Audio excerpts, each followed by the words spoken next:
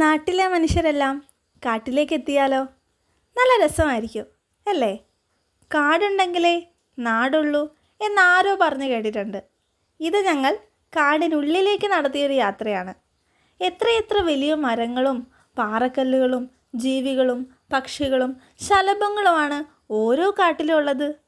വിചാരിച്ചത്ര എളുപ്പമായിരുന്നില്ല ഈ ട്രക്കിംഗ്.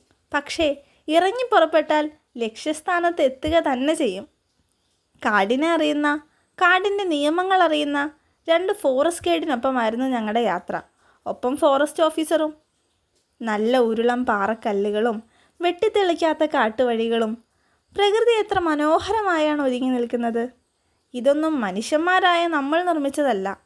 നടന്ന് കാടിനുള്ളിലേക്ക് എത്തുമ്പോൾ അതിമനോഹരമായൊരു വെള്ളച്ചാട്ടമാണ് പ്രതീക്ഷിച്ചത്. പക്ഷേ ഇനിയും മഴ പെയ്താലേ ആ കൊച്ചു വെള്ളച്ചാട്ടം കാണാൻ സാധിക്കൂ. തിരക്ക് പിടിച്ച ജീവിതത്തിനിടയിൽ പാട്ടും കഥയും കാടിൻ്റെ സംഗീതവും ചേർന്ന മറക്കാനാകാത്ത ഒത്തിരി ഓർമ്മകൾ. കൂടെ ഒത്തിരി മനുഷ്യരും. നാട്ടിലിരുന്ന് ക്ഷീണിക്കുമ്പം ഇടയ്ക്കൊക്കെ ഒന്ന് കാട്ടിലേക്ക് ഇറങ്ങണം അല്ലേ? വർഷക്കാലത്ത് വീണ്ടും കാണാമെന്ന പ്രതീക്ഷയോടെ കാടിനോട് ബായ് പറഞ്ഞ് വീണ്ടും നാട്ടിലേക്ക്.